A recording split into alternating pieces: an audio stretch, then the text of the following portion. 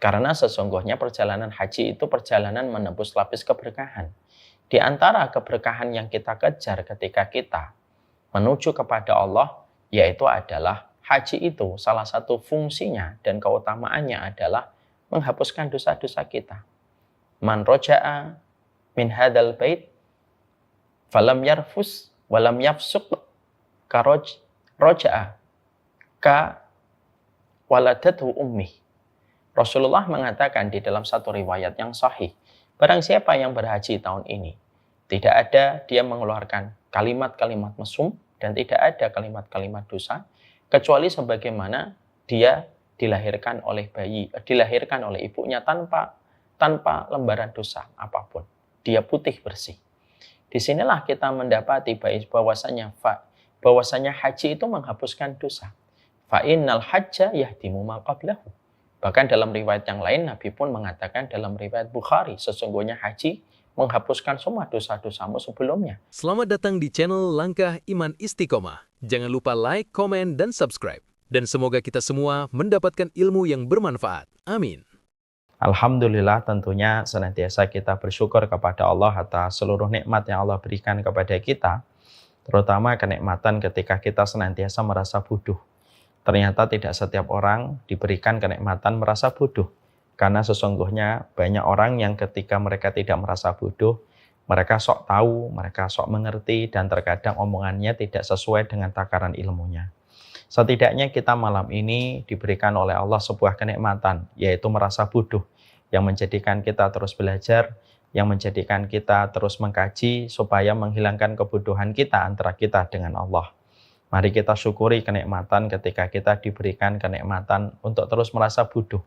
Karena ketika kita merasa bodoh, kita terus akan belajar. Ketika kita terus merasa bodoh, kita tidak akan fanatik buta. Dan ketika kita terus merasa bodoh, maka kita tidak akan menjadi orang yang membatu ketika kita mendapatkan masukan dan nasihat. Semoga Allah memberikan kepada kita sikap hati, sikap jiwa, sikap pikiran untuk senantiasa merasa bodoh. Karena orang yang merasa bodoh itu jauh lebih baik daripada mereka yang merasa pintar walaupun pintar, ataupun orang yang merasa pintar walaupun dia bodoh. Semoga Allah memberikan di sepanjang hidup kita merasa bodoh, sehingga kita menghargai setiap nasihat dan menghargai proses kita dan ikhtiar kita untuk belajar. Kepada Allah kita bersyukur atas kenikmatan yang terkadang tidak kita rasakan. Kenikmatan merasa bodoh itu merupakan kenikmatan yang ternyata tidak setiap orang merasakan kenikmatan itu. Kita berkumpul, kita bersua pada kesempatan malam kali ini, pertemuan kita episode yang keempat ya karena kita merasa bodoh. Semoga Allah menambahkan kepada kita ilmu, semoga Allah memberikan rezeki kepahaman di dalam kehidupan kita. Rabbi zidni ilma warzuqni fahma. Tambahkanlah kepadaku ilmu dan berikanlah anugerah kepadaku tentang kepahaman. Bapak dan Ibu yang semoga Allah rahmati. Tentunya perjalanan kita sebagaimana tadi saya menyampaikan. Tentunya hari-hari kita ini masih hari-hari yang penuh dengan harapan dan prasangka yang terus kita berikan. Di awal tadi saya menyampaikan bahwasanya Allah merahasiakan hari esok karena setidaknya kita bisa melakukan 3 amalan. Yang itu adalah amalan besar. Berprasangka yang terbaik, berdoa yang terbaik, dan tentunya kita berharap dengan harapan yang terbaik. Kita pun sampai hari ini, kita belum mendapatkan kepastian kabar dari pemerintah Saudi. Apakah perjalanan kita ketika mengajukan visa kita, apakah sudah bisa untuk diketahui hasilnya? Memang sampai pada malam ini kita belum mengetahui. Yang jelas, tadi sebelum kita kajian pada kesempatan malam kali ini, kami telah berkoordinasi dengan tim lapangan yang hampir-hampir selama sepekan ini beliau terus berjibaku dan terus bergadang untuk memantau perkembangan izin yang telah kita ajukan bersama dengan ribuan orang yang juga banyak ingin untuk mendapatkan apply dari visa furoda. Bukan hanya kita, bahkan seluruh travel yang mereka sedang mengajukan visa furoda sampai sekarang belum mendapatkan kabar kepastian. Bedakan dengan visa mujamalah. Visa mujamalah itu berbeda dengan visa furoda. Visa mujamalah itu biasanya government to government. Dan ini nanti akan ada penjelasannya di hari esok mungkin insya Allah ketika tim lapangan akan memberikan beberapa informasi supaya ibu dan bapak para calon tamunya Allah lebih mengetahui kondisi dan keadaan dari mekanisme pengajuan visa furoda. Di beberapa travel yang lain pun hampir semuanya belum mendapatkan visa sampai detik ini. Dan tentunya bagaimanapun, disinilah kita terus berprasangka yang terbaik kepada Allah Subhanahu wa Ta'ala. Tetapi walaupun kita terus menata harapan kita dan terus memperbaiki prasangka kita, saya yakin insya Allah kita akan berangkat. Maka walaupun kita belum tahu kepastian administrasi kita akan berangkat, tapi bagaimanapun kita harus tetap mengambil persiapan yang terbaik. Dan kita pada kesempatan malam kali ini, manasik kita berjudul bersiap sebelum melangkah. Saya memberikan judul dan tema pada kesempatan malam ini, bersiap sebelum melangkah, karena saya mengkondisikan seakan-akan kita insya Allah sudah yakin untuk berangkat dengan izin Allah semata. Ini merupakan bab dari tafaul. Ini merupakan bab dari sebuah optimisme seorang hamba kepada Rabb-nya yang tidak pernah mengecewakan. Oleh karenanya, kita pada kesempatan hari ini kita berprasangka sekaligus pula memposisikan bahwasanya visa furoda sudah datang seakan-akan. Dan kita mempersiapkan apa yang harus kita persiapkan sebelum keberangkatan ini. Harus kita ayunkan sebelum kita membuka pintu rumah kita dengan kita siap mengatakan kita menjadi tamunya Allah dan kita akan menaiki pesawat untuk menuju ke Jeddah dalam perjalanan kita ke Mekah dan perjalanan kita kelak ke Madinah. Membayangkan perjalanan kita di antara Mekah dan Madinah. Membayangkan ketika kita wukuf nanti tanggal 5 Juni pada hari Kamis dan ketika malam Jumat kita bertolak ke Musdalifah, sangatlah nikmat sekali. Semoga seluruh apa yang kita bayangkan adalah bagian dari doa yang kita panjatkan ketika kita memaksa pikiran kita bahwasanya kita berprasangka yang terbaik kepada Allah. Tapi ketika kita memahami perjalanan ini, insya Allah menjadi perjalanan yang mewujud dalam kehidupan kita, maka setidaknya kita harus paham perjalanan agung menjadi tamunya Allah tidak akan mewujud menjadi indah sampai betul-betul disertai dengan sebuah makna yang terus kita hadirkan ketika kita mengerjakan ibadah haji. Ini harus kita betul-betul letakkan. Bahwasanya ada satu ayat di dalam Al-Quran pada ayat 269 surat Al-Baqarah, yu'til hikmata ma yasha' wa ma yu'tal hikmata faqad utiya khairan katsira. Sesungguhnya Allah memberikan hikmah pada setiap peristiwa pada kehidupan manusia. Dan barang siapa yang mampu memahami setiap hikmah yang Allah berikan di balik setiap ketentuan takdir, maka dia telah mendapatkan kebaikan yang begitu banyak. Kita tentunya paham betul, perjalanan ini tidak akan menjadi indah kalau kita tidak memahami hikmahnya. Kenapa Allah jadikan kita menjadi tamunya Allah ketika kita menjadi tamunya Allah pada perjalanan haji? Ada jutaan manusia, mereka belum punya material dan finansial yang cukup untuk menjadi tamunya Allah.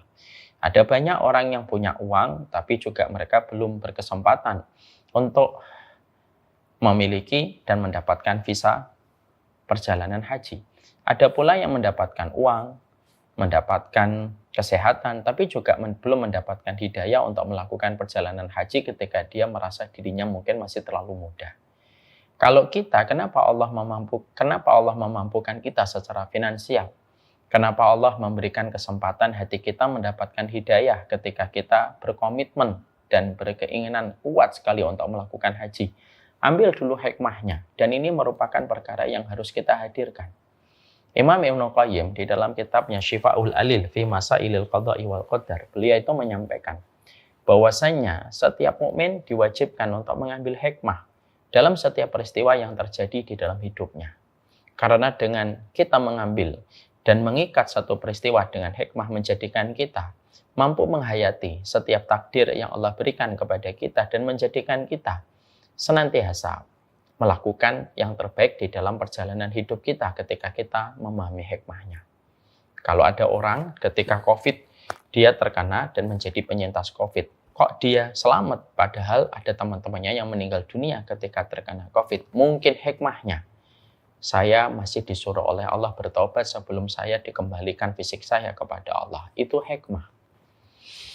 Kalau ada di antara teman kita yang meninggal ketika COVID, padahal dia masih sehat, bugar, kesehatannya, pola hidupnya jauh lebih sehat daripada kita, tapi dia diberikan wafat dan meninggal dunia ketika COVID, pahami. Mungkin dia adalah orang yang berdoa supaya husnul khatimah dan Allah memberikan kepadanya husnul khatimah. Itulah hikmah. Kalau ada seorang laki-laki ketika sebelum menikah banyak melakukan tindakan melampaui batas sama perempuan, tiba-tiba anak pertamanya perempuan, mungkin hikmahnya Allah memberikan kepadanya kesempatan bertobat ketika anaknya perempuan, dan dia harus bisa merasakan bagaimana rasanya kalau anak dia misalkan dinodai sama laki-laki orang lain. Itu merupakan hikmah, dan inilah yang juga kita harus mengerti. Apa hikmahnya kalau kita Allah takdirkan untuk berangkat haji pada kesempatan tahun ini? Hikmahnya banyak, dan setiap orang bisa jadi berbeda-beda perspektifnya untuk mendapatkan hikmah. Ada mungkin di antara kita perspektifnya ketika kita diberikan kesempatan untuk haji tahun ini, mungkin ada di antara kita yang hikmahnya itu adalah mungkin saya terlalu sibuk dengan duniawi selama ini. Allah hadirkan panggilan furoda supaya panggilan furoda ini menjadikan saya paham bahwasanya panggilan Allah dalam haji adalah proses, bahwasanya ada panggilan berikutnya yang bernama panggilan kematian. Supaya saya bersiap-siap bahwasanya kehidupan saya tidak melulu urusan dunia terus. Ketika saya dimampukan oleh Allah untuk haji, ketika nanti saya berbalut dengan pakaian ihram, ketika saya nanti mengucapkan talbiyah, dan ini lebih bermakna karena haji lebih berat dan lebih agung daripada umrah. Mungkin hikmahnya adalah Allah panggil Bapak, bisa jadi hikmahnya bagi sebagian jamaah, hikmahnya itu adalah Allah ingin mengistirahatkan kita dari penatnya dunia, yang kita terus-menerus berada di tempat itu dan terkadang menjadikan kita amnesia terhadap akhirat.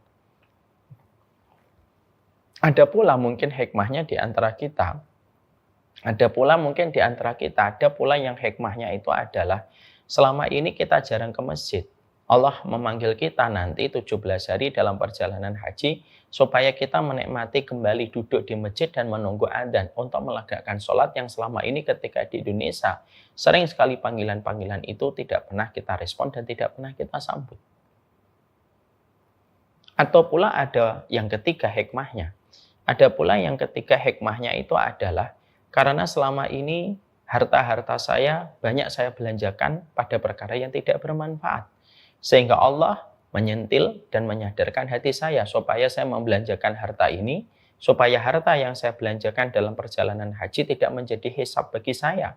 Dan akhirnya saya mendapatkan kebaikan harta saya yang saya belanjakan untuk haji, supaya bisa menyelamatkan saya dari jilatan api neraka kelak di kampung akhirat. Bisa jadi di antara kita hikmahnya beda lagi. Bisa jadi hikmahnya adalah Allah ingin supaya kaki kita berdebu, supaya badan kita lusuh, supaya fisik kita letih, supaya Allah memiliki alasan menghapuskan dosa-dosa kita yang sudah terlalu menjulang tinggi. Kita tidak pernah tahu, Bapak. Masing-masing dari kita memiliki perspektif hikmah yang berbeda-beda. Tapi yang pasti sebelum perjalanan haji ini kita langsungkan, dan sebelum perjalanan haji ini kita betul-betul penuhi panggilan Allah, pastikan hikmah apa yang Allah berikan sampai Bapak dan Ibu diberikan oleh Allah harta, dan Allah memberikan kepada kita kesempatan untuk berhaji tahun ini.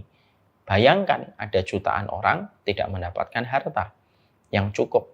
Ada jutaan orang harus mengantri dan wafat sebelum antrian itu datang kepadanya.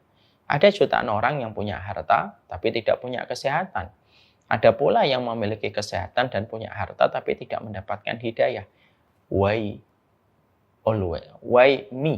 Kenapa harus saya? Dan itu merupakan perkara yang Allah perintahkan kepada kita di dalam surat Al-Baqarah 269. Ambil hikmahnya, karena barang siapa yang mampu memahami hikmah dalam setiap peristiwa yang Allah takdirkan di dalam perjalanan kehidupan kita, maka kita harus paham hikmahnya apa sih? Kalau Allah memberikan saya perjalanan haji tahun ini, apa hikmahnya?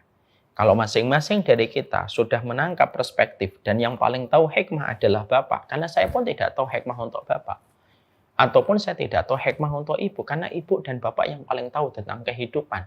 Dan Ibu dan Bapak yang paling tahu kenapa Allah memanggil Bapak tahun ini dan memanggil Ibu tahun ini. Siapapun yang sudah mendapatkan hikmah, maka kita akan menikmati seluruh proses dalam takdir yang kita nanti jumpai. Kalau akhirnya kita berangkat seluruh prosesnya, maka kita berserah kepada Allah karena kita tahu Allah yang mengatur semua yang terjadi pada perjalanan haji kita. Allah yang memberikan yang terbaik, dan sesungguhnya kita akan menikmati dengan ketulusan plus keikhlasan yang tiada tara ketika kita mendapati hikmah yang kita yakini pada apa yang Allah berikan di dalam kesempatan takdir menjadi tamunya Allah. Inilah yang menjadikan kita paham perjalanan agung menjadi tamunya Allah tidak akan mewujud agung serta indah tanpa disertai makna yang harus kita hadirkan ketika kita mengerjakan ibadah haji. Hikmah itu yang kita ambil. Buka kembali surat Al-Baqarah 269. Setelah kita mencoba untuk mengambil hikmah, ada satu persatu peristiwa yang tentunya harus kita lakukan sebelum kaki ini melangkah di dalam perjalanan haji dan perjalanan safar kita menembus lapisan keberkahan. Yang pertama yang harus kita lakukan adalah kita harus mengerti haji itu mengubah status kita. Dari kita menjadi hambanya Allah, lalu kita menjadi tamunya Allah. Perubahan status ini merupakan perubahan besar. Sehingga ketika betul-betul Allah nanti berikan kepada kita kesempatan untuk haji tahun ini, maka sesungguhnya ini merupakan peristiwa besar. Karena kita upgrade status kita dari seorang hamba menjadi tamunya Allah. Berarti ketika kita dinaikkan status kita dari seorang hamba menjadi tamunya Allah, berarti betul-betul kita harus tahu kita berhadapan dengan Allah langsung.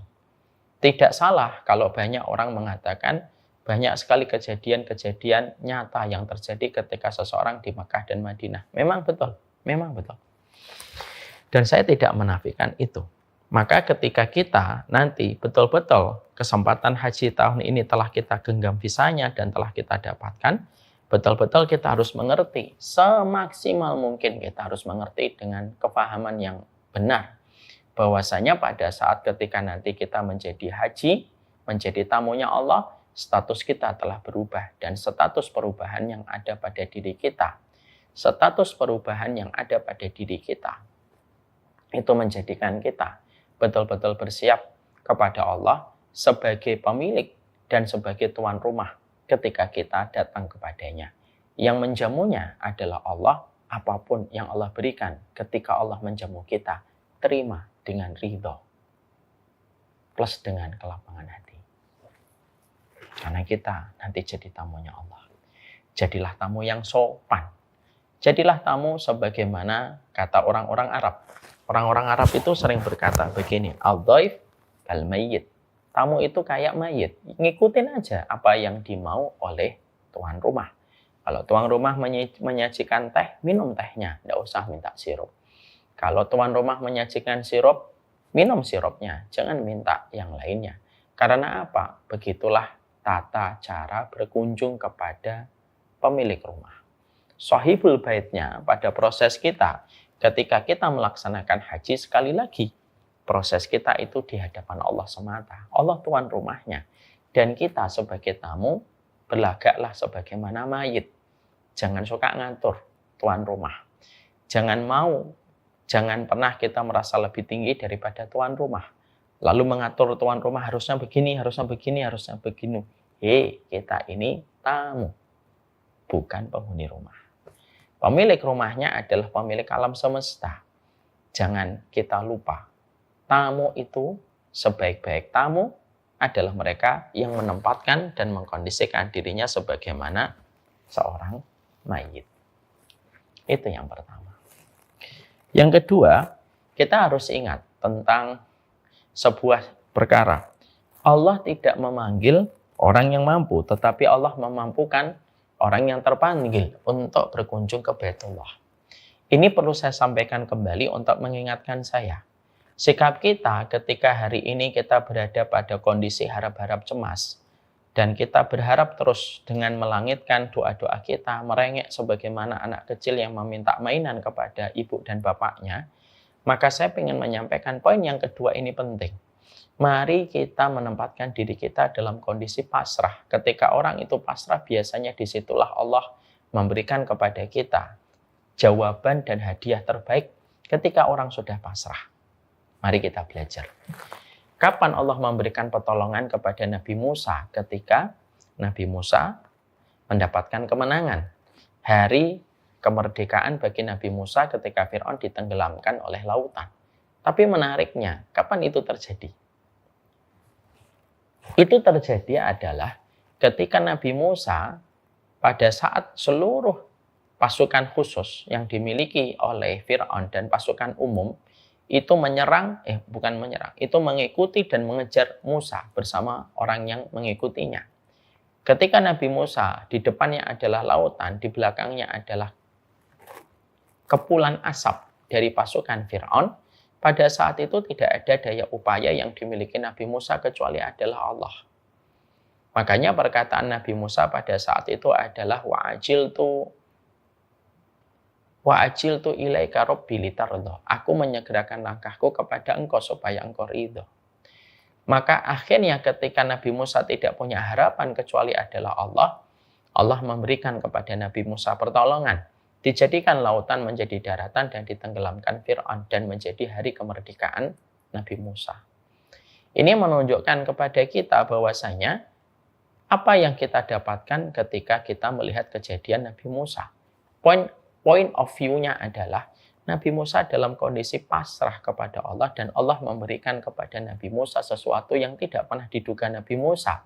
Hari itu Fir'aun akan tenggelam dan mati. Dan Nabi Musa pada beberapa detik sebelumnya pun tidak sadar bahwasanya Fir'aun itu akan ditenggelamkan dan kalah dengan air yang selama ini tidak pernah difikirkan oleh Nabi Musa bahwasanya air itu mengalahkan kekuatan tirani Fir'aun. Ini yang kita harus paham. Kita melihat kejadian kembali. Yang kita lihat kejadian kembali adalah yang kedua itu kita menjumpai bagaimana ketika Ibrahim. Nabi Ibrahim ketika beliau itu akan dibakar oleh Namrud, maka pada saat itu Nabi Ibrahim tidak ada daya upaya kecuali adalah Allah. Seluruh masyarakat di Babilonia pada saat ketika mendapati Nabi Ibrahim dibakar, tidak ada satupun yang memiliki empati kepada Nabi Ibrahim. Bahkan Imam Ibnu Katsir mengatakan ada orang tua di pinggir hutan ketika mendengar Nabi Ibrahim itu sedih. Sedihnya bukan karena dia mendapati Nabi Ibrahim dibakar, tapi wanita tua itu sedih karena dia tidak bisa menyaksikan langsung bagaimana Ibrahim itu pada saat itu dibakar. Apa ucapan Nabi Ibrahim pada saat itu? Ucapan Nabi Ibrahim adalah hasbunallah wa ni'mal wakil. Ucapan itu untuk menjelaskan bahwasanya tidak ada daya upaya yang dimiliki oleh Nabi Ibrahim kecuali adalah Allah semata.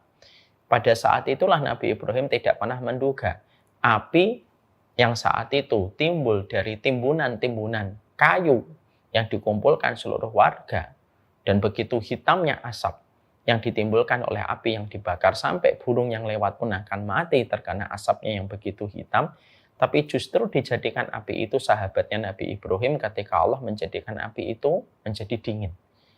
Apa point of view-nya? Nabi Ibrahim sudah pasrah. Sama dengan Nabi Musa, pasrah. Ini pula yang kita jumpai dan kita dapati pula bahwasanya ketika kita sering mendengar kisah-kisah orang yang hamil. Ketika 5 tahun tidak kunjung hamil, mereka periksa ke dokter, mereka cek, mereka suntik dengan apapun. Terkadang tidak kunjung mendapatkan baby. Tapi ketika sudah pasrah, mereka mengatakan, sudahlah tidak usah ke dokter lagi. Kasihan istri saya harus disuntik macam-macam. Ketika dalam kondisi sudah pasrah, qadarullah biasanya Allah memberikan kepada mereka baby kehamilan untuk istrinya. Itu menempatkan kepada kita. Benang merah, pertama Musa, kedua Ibrahim, dan orang yang mengharapkan momongan dan justru mendapatkan momongan ketika sudah tidak lagi konsultasi ke dokter kandungan. Itu benang merahnya satu. Kepasrahan itulah yang menjadikan mereka justru dipanggil oleh Allah ketika tidak ada daya upaya yang mereka miliki adalah Allah. Kita pun sama Bapak. Kita pada kesempatan tahun ini kita pasrah. Bahwasanya perjalanan haji kita ikhtiarkan rezekinya. kita ikhtiarkan finansialnya, kita ikhtiarkan kesehatan, kita udah olahraga dan lain sebagainya. Tapi bagaimanapun ada kuasa yang dimiliki hanya Allah, ada daya dan kekuatan yang dimiliki oleh Allah semata. Sehingga kita ketika dalam perjalanan ini, ya, Novel, kita dalam perjalanan ini kita akan mendapati Allah memang tidak memanggil orang yang mampu, tapi Allah memampukan orang yang terpanggil dengan satu syarat. Orang yang terpanggil itu sudah menempatkan pasrah kepada semua ketentuan dan semua kepastian takdir yang Allah berikan kepadanya. Marilah kita pada kesempatan mulai malam ini kita pasrah, sepasrah-pasrahnya. Doa sudah kita panjatkan, ikhtiar sudah kita lakukan, tabungan sudah kita simpan, perjalanan bahkan koper sudah sampai di tangan Bapak dan Ibu semuanya, peralatan sudah kita siapkan yang terbaik. Mungkin koper-kopernya bisa dicek, kami ingin memberikan yang terbaik. Sampai pemilihan-pemilihannya pun saya selalu mengatakan sama tim, berikan yang terbaik. Ya, tidak usah dikasih nama macam-macam supaya seluruh keluarga Tabasam Trip nanti sepulang dari umrah masih bisa memakai itu semuanya. Maka semua persiapan sudah kita lakukan. Tapi persiapan itu ketika sudah kita lakukan, bagaimanapun kita harus paham. Allah yang punya kuasa, kita tak kuasa. Allah yang punya upaya, kita tak punya upaya apapun kecuali kita menyerahkan kepada Allah dan belajarlah dari sikapnya Ibrahim. Belajarlah dari sikapnya Musa, Nabi Musa. Bahwasanya Allah menolong kita ketika tidak ada daya upaya, kecuali hanya kembali kepada Allah semata. Maka itulah yang menjadikan kita memahami yang kedua. Yang ketiga, yang perlu untuk kita mengerti. Perjalanan haji itu adalah perjalanan ketika kita menebus dosa-dosa kita. Karena sesungguhnya perjalanan haji itu perjalanan menebus lapis keberkahan. Di antara keberkahan yang kita kejar ketika kita menuju kepada Allah, yaitu adalah haji itu salah satu fungsinya dan keutamaannya adalah menghapuskan dosa-dosa kita. Man roja'a min hadal bait falam yarfus walam yafsuq roja'a ka waladatu ummi. Rasulullah mengatakan di dalam satu riwayat yang sahih, barang siapa yang berhaji tahun ini, tidak ada dia mengeluarkan kalimat-kalimat mesum dan tidak ada kalimat-kalimat dosa, kecuali sebagaimana dia dilahirkan oleh ibunya tanpa lembaran dosa apapun. Dia putih bersih. Disinilah kita mendapati bahwasanya haji itu menghapuskan dosa. Fa innal hajja yahdimu ma qablahu. Bahkan dalam riwayat yang lain Nabi pun mengatakan dalam riwayat Bukhari, sesungguhnya haji menghapuskan semua dosa-dosamu sebelumnya dan menjadikan kita sebagaimana baru dilahirkan oleh ibu kita. Hadis yang sahih dari Bukhari. Itu menjelaskan kepada kita bahwasanya haji itu memanggil bukan untuk orang yang suci. Haji itu memanggil mereka yang berdosa. Dan kita ini orang yang berdosa. Karena tidak ada yang paling kita butuhkan dalam kehidupan kita kecuali adalah ampunan Allah. Kebutuhan kita kepada kebutuhan kita kepada ampunan itu lebih besar daripada kebutuhan kita kepada nafas di dalam ajal hidup kita. Apa yang terjadi? Kalau kita meninggal dunia, orang yang datang itu mendoakan kita dengan mengucapkan Allahumma firlahu, semoga Allah mengampuni kita ketika mereka menyolatkan kita. Itu menunjukkan kepada kita bahwasanya ternyata haji itu merupakan perjalanan kita untuk menembus lapisan keberkahan. Dengan curahan keberkahan itu dihapuskannya dosa-dosa kita. Makanya ketika kita melakukan perjalanan haji, jangan pernah kita merasa suci. Tapi sesungguhnya panggilan haji itu panggilan untuk kita, hamba-hamba pendosa. Supaya kita melelahkan, supaya kita meletihkan, supaya deburan pasir yang membuat kita lusuh, yang membuat kita kusut, yang nanti kita tidur beratapkan langit, beralaskan bumi, itu semuanya untuk menebus kesalahan kita, supaya nanti kita pulang kepada Allah ditebus kesalahan itu dengan kesulitan yang telah kita berikan dalam perjalanan haji. Apapun masalah, apapun beratnya dari ibadah fisik bernama haji ini, maka betul-betul kita transaksikan dan kita niatkan, apapun ya Allah yang pasti saya temui, saya ikhlas, saya niatkan untuk menghapuskan dosa-dosa saya sebelum kita berjumpa dengannya. Karena sesungguhnya tidak ada pertemuan yang paling indah kecuali pertemuan kita dengan Allah tanpa membawa catatan dosa yang mendominasi lembaran-lembaran kehidupan kita. Allah memiliki sifat Ghaffar. Allah memiliki sifat Ghafur. Sifat Ghafurnya Allah, sebanyak apapun kesalahan kita, maka Allah lebih besar ampunannya. Sifat Ghaffarnya Allah, sesering apapun kita melakukan kesalahan, maka sifat ampunan Allah lebih banyak daripada kesalahan berulang yang terus kita lakukan. Inilah bedanya Ghafur dengan Ghaffar. Ghafur, sebesar apapun salahmu, Allah lebih besar ampunannya daripada salahmu. Sesering apapun kesalahanmu, Ghafarnya Allah menjadikan Allah memiliki ampunan yang lebih banyak daripada banyaknya kamu mengulang dosa dan melakukan kemaksiatan. Maka sesungguhnya perjalanan haji itu perjalanan kita untuk menjemput sifat Ghafurnya Allah dan sifat Ghafarnya Allah. Karena sesungguhnya haji itu sebagaimana waduk di depan komplek rumah kita. Tidaklah kita berlari-lari ketika kita mungkin habis melakukan perjalanan jauh, lalu ternyata di depan komplek kita ada waduk yang begitu bersih, atau boleh kita gantilah dengan jangan waduk, kolam renang, yang menjadikan kita akhirnya nyebur ke kolam renang, maka seketika seluruh kotornya, dekilnya badan kita ketika kita masuk ke kolam renang menjadikan bersih, lalu berjumpa dengan keluarga dalam kondisi yang betul-betul nyaman dan segar. Bapak dan Ibu bisa nggak membayangkan, seharian kita kerja, seharian kita antri, seharian kita berdesak-desakan di stasiun, maka dari pagi jam 7 malam kita pulang, jam 9 sampai di rumah. Seketika kita langsung mandi, langsung memakai sarung, itu kan rasanya enak banget. Enak banget. Ganti sarung, ganti baju dalam, ganti celana pendek, pakaian-pakaian yang menemani kita dari pagi langsung kita taruh di tempat yang kotor. Itu rasanya nyaman banget. Lalu rambut kita wangi, ya, gigi kita udah bersih, kulit kita sudah keset ketika kita tadi mandi. Semua kotoran itu lenyap bersama dengan air yang masuk ke dalam lubang airnya. Itu rasanya ngumpul sama keluarga itu jadi enak. Ciumin anak jadi nyaman, mencium istri juga nyaman. Karena apa? Mandi itu menyegarkan. Mandi itu memberikan energi. Mandi itu memberikan refreshing. Haji itu memberikan refreshing, menyegarkan. Dari banyaknya perjalanan catatan hitam noda kemaksiatan yang kita lakukan, haji itu menghapuskan dosa-dosa itu.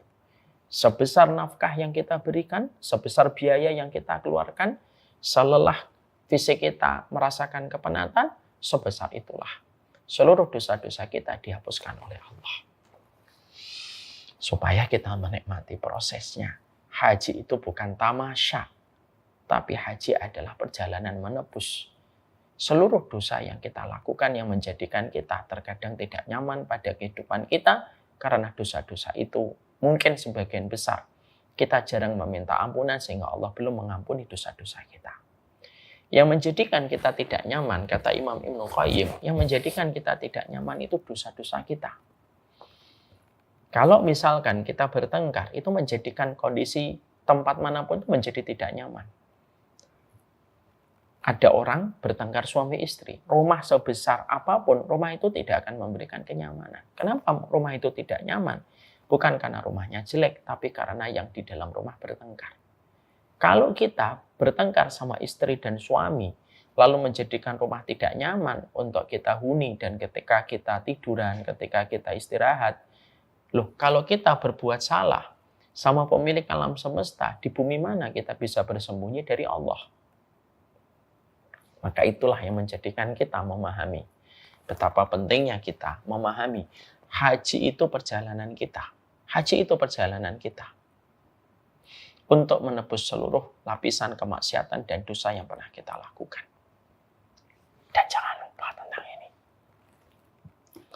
Yang keempat, kita harus memahami bahwasanya haji selain menghapuskan seluruh noda-noda kemaksiatan, Haji itu merupakan bagian dari cara kita untuk meminta rahmat dari Allah.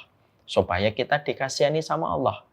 Kita tentunya paham, tidak ada satupun manusia yang memasuki surga karena amal, tetapi kita memasuki surga karena rahmat. Hatta Nabi pun memasuki surga karena rahmat Allah, bukan karena amal. Kenapa kita tidak bisa masuk surga karena amal, Ustadz? Karena amal kita itu tidak akan pernah sebanding dengan mahalnya setiap jengkal tanah di surga.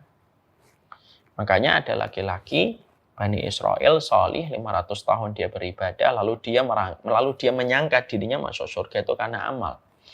Lalu Allah berkata, malaikat hisab ini orang. Lalu jadikan seluruh amalnya untuk membayar kenikmatan yang aku berikan kepadanya di dunia dulu. Kalau masih ada sisa baru bayar untuk kenikmatan surga yang aku telah siapkan.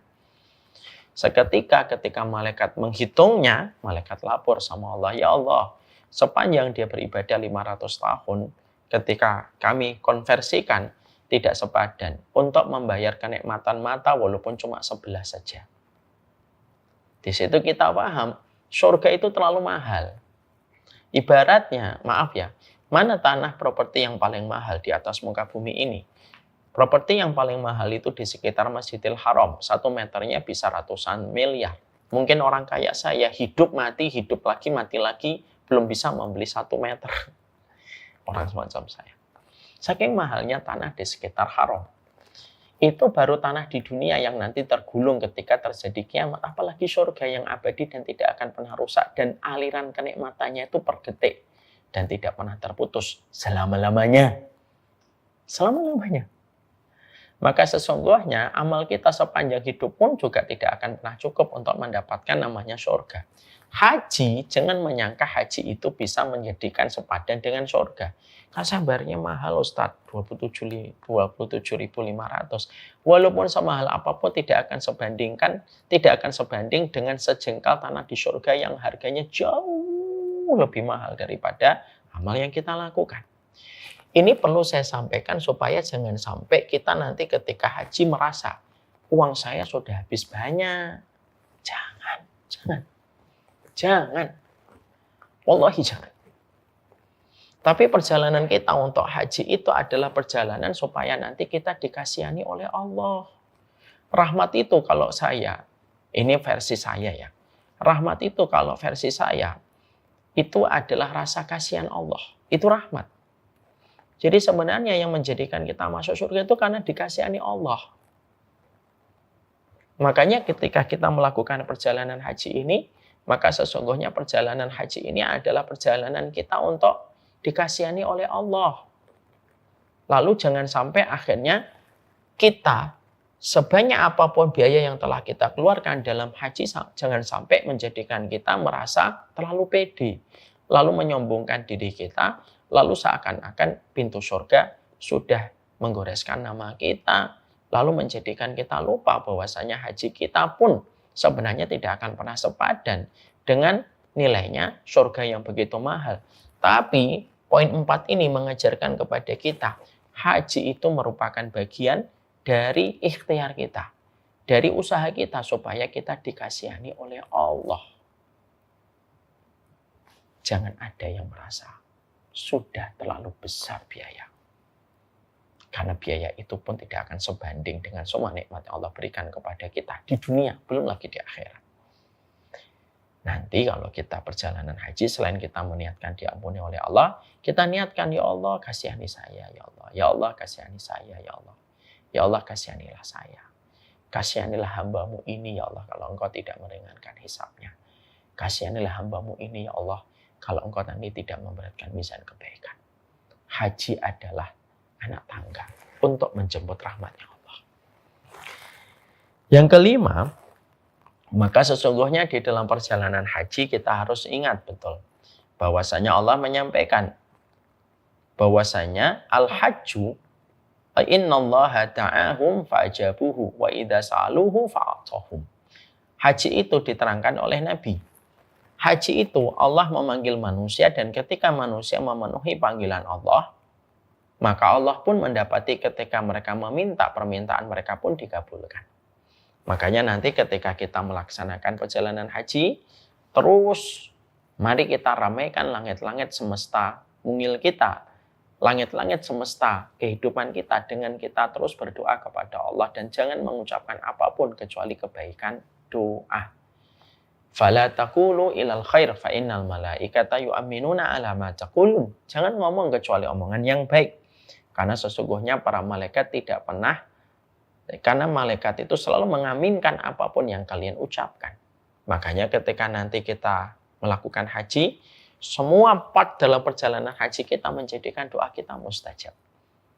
Gimana lapisan-lapisan mustajab itu kita dapatkan? Kita berada di tanah haram, kita berada dalam safar, kita berada di dalam puncak amalan ketika kita berada di bulan haji, bulan Dzulhijjah. Selain dari korban, maka puncak amalan itu adalah haji. Seluruhnya itu menjadikan akhirnya suara-suara kita nyaring di sisi Allah. Dan itu yang menjadikan kita memahami, inilah privilege yang Allah berikan kepada orang yang melaksanakan haji. Makanya nanti ketika kita haji, pastikan bahwasanya nanti kita betul-betul gitu mengetahui amalan-amalan prioritas yang harusnya kita maksimalkan ketika kita melaksanakan haji. Nanti next-nya kita akan bahas amalan-amalan prioritas di waktu yang terbatas. Tapi setidaknya di situ kita paham haji itu menjadikan seluruh doa-doa kita menjadi mustajab. Yang keenam, nanti kita bahas amalan-amalan prioritas kita yang terbaik di tanah yang terbaik. Karena tentunya kita paham, Bapak dan Ibu, kita melaksanakan haji di bulan apa? Di bulan Dzulhijjah. Sesungguhnya waktu prime time ada 3.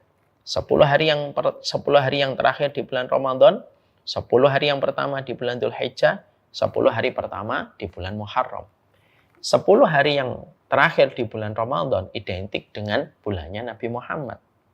10 hari yang pertama di bulan Dzulhijjah identik dengan bulannya Nabi Ibrahim plus Ismail dan Ibunda Hajar. 10 hari yang pertama identik dengan bulannya Nabi Musa alaihissalam. Tentunya kita mengetahui hadis yang disampaikan Nabi, ma min ayyamin al-amalu shalih fiha ahabba ilallah min hadhil ayyamil ashar. Sesungguhnya Rasulullah mengatakan, tidak ada satu amal yang paling Allah cintai kecuali amal yang ditujukan dan dilakukan pada 10 hari yang pertama di bulan Dzulhijjah. Keutamaannya melebihi orang yang berjihad, kecuali yang berjihad itu meninggal dunia dengan harta dan nyawanya. Itu menunjukkan bahwasanya nanti ketika kita melakukan haji, maka kita harus fokus dengan amalan favorit. Kita tidak boleh hanya sekedar beramal kalau kita di tanah yang terbaik. Karena tanah yang terbaik itu 4. Makkah, Madinah, lalu Syam, dan Yaman. Itu tanah terbaik. Itu yang disebut dengan tanah-tanah iman. Ya. Maka sesungguhnya ketika nanti kita berada di tempat itu, kita menjemput amalan-amalan yang terbaik. Ya, di tanah yang terbaik. Supaya betul-betul akhirnya kita memahami betul tentang pentingnya kita nanti beramal. Amalan prioritas di waktu yang terbatas. Ada amalan yang baik, ada amalan yang terbaik. Ada amalan yang utama, ada amalan yang teristimewa. Makanya nanti pada next manasik berikutnya, kita akan membahas tentang amalan-amalan istimewa di waktu yang terbatas. Sehingga kita melandasi dengan ilmu supaya nanti kita tidak meraba apa yang kita lakukan ketika kita berada di tanah terbaik, tanah iman.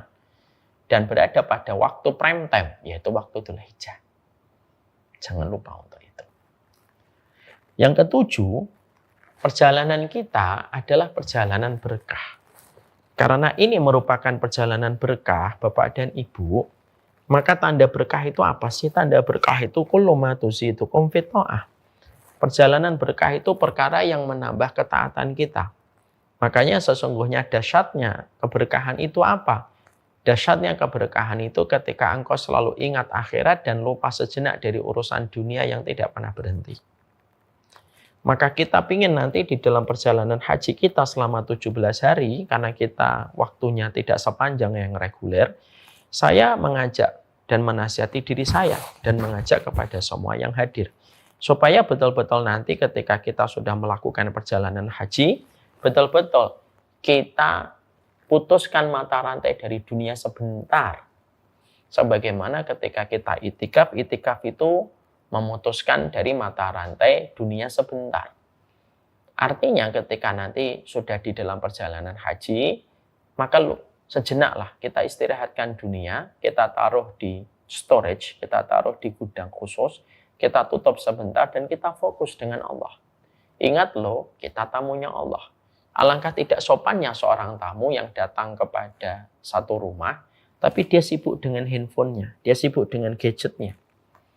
Apa yang terjadi? Bapak manggil orang, lalu orang itu datang, lalu orang itu sibuk dengan gadgetnya. Orang itu sibuk dengan bukunya, orang itu sibuk dengan handphonenya.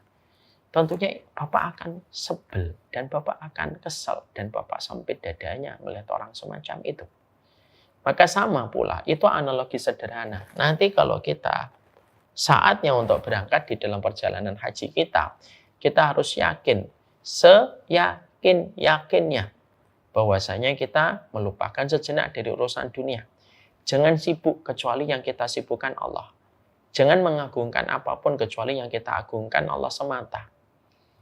Jangan sampai kita berzikir kecuali hanya Allah semata. Jangan sampai nanti ketika kita haji, zikir kita kepada rekening lebih banyak daripada zikir kita kepada pemberi rekening. Jangan sampai zikir kita kepada saldo lebih banyak daripada pemberi saldo. Artinya, betul-betul kita berusaha yang terbaik. Bahwasanya ketika kita melakukan perjalanan haji, maka sesungguhnya kita melupakan sejenak dari urusan dunia dan melangkah di kaki yang nanti bersaksi di hadapan Allah. Saya ingatkan di sini, ada kaki di tanah yang bersaksi. Bapak dan Ibu paham? Semua tanah yang kita lewati itu tidak menjadi makhluk yang bisu dan tidak bersuara. Ada satu ayat yang saya yakin semua dari kita sudah hafal. Bahwasanya yauma idzin tuhaddisu akhbaruha. Sesungguhnya pada hari itu semua orang akan menceritakan setiap peristiwa yang terjadi di atasnya. Kita ketika melakukan perjalanan haji kita, semua tanah yang kita injak nanti akan bersaksi. Pastikan tanah-tanah Mekah dan tanah Madinah ketika kita menginjaknya, tanah-tanah itu kelak bersaksi, ya Allah, fulan dulu melewatiku dalam kondisi berhaji dan dia khusyuk menggantungkan hatinya dan jiwanya kepada Engkau di dalam hajinya. Itu yang kita ingin dengar. Testimoninya bumi, terutama bumi Mekah dan Madinah ketika kita melaksanakan haji dengan hati yang sadar. Haji itu bukan tentang dunia, tapi haji itu tentang dunia yang kita istirahatkan sejenak. Saya ulang kembali. Haji itu bukan tentang dunia. Haji itu tentang dunia yang kita istirahatkan sejenak. Yang kedelapan, haji itu merupakan salah satu puncak amal yang Allah cintai. Sehingga ketika haji itu merupakan salah satu puncak amalan yang Allah cintai, sehingga kita menikmati waktu kita selama 17 hari, bukan menikmatinya per hari, tapi menikmatinya itu adalah per detik. Ya. Supaya betul-betul kita memahaminya itu dengan indah. Mengertinya itu betul-betul, menikmatinya itu per detiknya. Sehingga nanti ketika kita di sana, betul-betul kita nikmati semua perjalanan kita ketika di sana. Karena apa? Haji itu salah satu pucuk. Dia disebut dengan rukun Islam. Sehingga ketika disebut dengan rukun, jangan main-main dengan rukun. Karena rukun itu yang menetapkan adalah Allah, pemilik alam semesta ini. Yang kesembilan, yang kita harus lakukan dan kita kerjakan adalah pastikan di dalam perjalanan kita nanti kita melepaskan kezaliman kepada siapapun orang yang akan kita tinggalkan. Jangan berhaji dengan membawa hati yang mendendam. Jangan berhaji dengan hati yang membawa nama orang yang kita benci. Jangan berhaji dengan membawa kenangan-kenangan buruk yang kita terus rawat kenangan itu untuk menyebarkan kebencian kita kepadanya. Berhajilah dengan hati yang bersih, hati yang tidak menyimpan nama orang yang kita benci, haji dengan perkara yang bersih dari hati kita. Minta maaflah, berikanlah maaf. Mari harus kita ingat surat An-Nur 22, wal ya'fu wal yasfahu, ala tuhibbuna yaghfirallahu lakum. Maafkanlah, lapangkan dadamu. Emang kamu nggak suka Allah nanti mengampunimu? Karena haji itu perjalanan menembus keberkahan supaya kita diampuni oleh Allah dosa-dosanya. Maafin sebanyak-banyaknya orang sebelum berangkat. Supaya sebanyak-banyak itu pula kita diampuni dosa-dosanya oleh Allah. Yang ke-10, berwasiatlah. Sebelum keberangkatan kita, sebelum nanti melangkah, berwasiatlah. Para ulama yang solih, yang terbaik, yang ada pada umat ini, mereka adalah orang yang berwasiat. Setiap mereka melakukan perjalanan lebih dari 3 hari. Perjalanan ini yang menggenggam ajal kita dan menggenggam umur kita hanyalah Allah. Pastikan betul bahwasanya keberangkatan kita ini dimulai dengan kita banyak berwasiat. Ada banyak wasiat yang kita lakukan, kita tuliskan. Wasiat ada 2, ada wasiat harta, ada wasiat non-harta. Wasiat harta tidak boleh lebih dari 1/3 jumlah harta kita.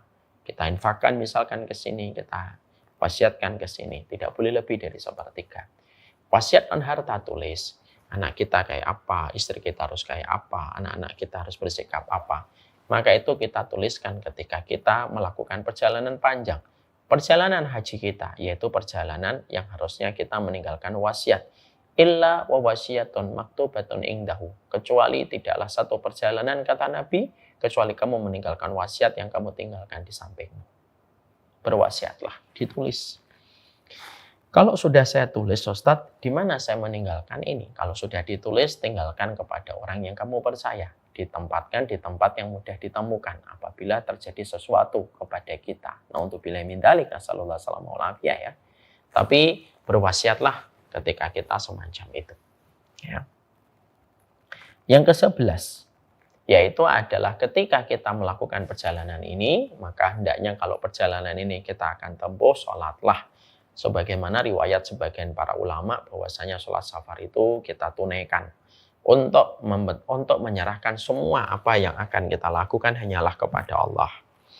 Kita tidak pernah tahu tentang ajal kita, karena ajal itu selalu mengiringi kita dan selalu mengintai kita dimanapun kita berada.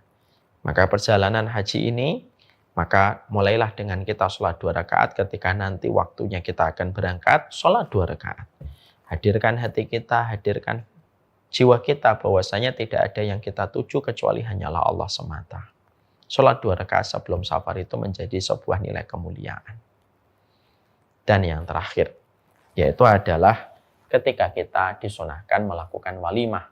Safar disunahkan sebelumnya atau sesudahnya. Dan ini kata Imam Nawawi termasuk uruf yang baik, urufnya orang-orang solih. Supaya kita memberikan tasyakuran, menambah kecintaan kita dengan kerabat kita dan saudara kita, menjadikan mereka mendoakan kita di dalam kebaikan, maka sesungguhnya hatta Syekh Utsaimin pun memperbolehkan adanya walimah safar sebelum ataupun sesudah perjalanan haji. Kalau kita mungkin sebagian ada yang mungkin kemarin, kan saya masih belum tahu berangkat atau tidak berangkat, Ustaz, ya sudah. Mungkin walimah safarnya nanti setelah kita pulang. Kita undang saudara-saudara kita untuk kita adakan walimah safar setelah perjalanan haji. Walimah safar tidak selalu dimulai sebelum kita safar haji. Tapi terkadang walimah safar itu boleh kita lakukan setelah perjalanan haji kita. Masya Allah. Inilah 12 hal yang tentunya kita persiapkan sebelum perjalanan kita melakukan perjalanan haji. Masih ada beberapa tema yang cukup panjang. Semoga bapak-bapak dan ibu betul-betul bisa menghayati setiap apa yang kita pelajari, karena sesungguhnya ilmu selalu diperlukan sebelum ibadah kita tunaikan dan kita sempurnakan. 12 tema ini silahkan direnungi. Semoga kita bisa menghayati setiap tema. Walaupun masih banyak tema-tema yang akan kita pelajari. Kenapa banyak, Ustadz? Karena manasik itu perjalanan menyempurnakan ibadah yang kita lakukan. Dan tidak ada kesempurnaan ibadah kecuali 2. 1, dengan keikhlasan yang semakin besar, dengan ilmu yang semakin sempurna. Barakallahu fikum, ini yang dapat saya sampaikan dalam pertemuan hari ini. Mari kita kondisikan sepasrah-pasrahnya hati kita. Karena sesungguhnya kita belajar dari Nabi Musa dan Ibrahim. Justru ketika mereka pasrah, disitulah pertolongan yang tidak pernah mereka duga dan tidak pernah mereka pikirkan sebelumnya terjadi. Api menjadi sahabatnya Ibrahim, lautan menenggelamkan tirani Fir'aun selama puluhan tahun. Barakallahu fikum, saya mencintai Bapak dan Ibu karena Allah semata. Sungguh menjadi kehormatan bagi kami dan menjadi sebab kebaikan. Saya sangat berterima kasih telah memberikan amanah kepada kami di dalam perjalanan haji tahun ini. Semoga Allah mengabulkan hajat kebaikan kita. Rabbana atina fid dunya hasanah wa fil akhirati hasanah wa qina adzabannar. Ada sekitar hampir 25, hampir 23 perjalanan haji kita tahun ini. Semoga semuanya menjadi keluarga dan semoga perjalanan menembus lapisan keberkahan. Wassallallahu ala nabiyina Muhammad. Subhanakallahumma wa bihamdika asyhadu an la ilaha illa anta astaghfiruka wa atubu ilaik. Assalamualaikum warahmatullahi wabarakatuh.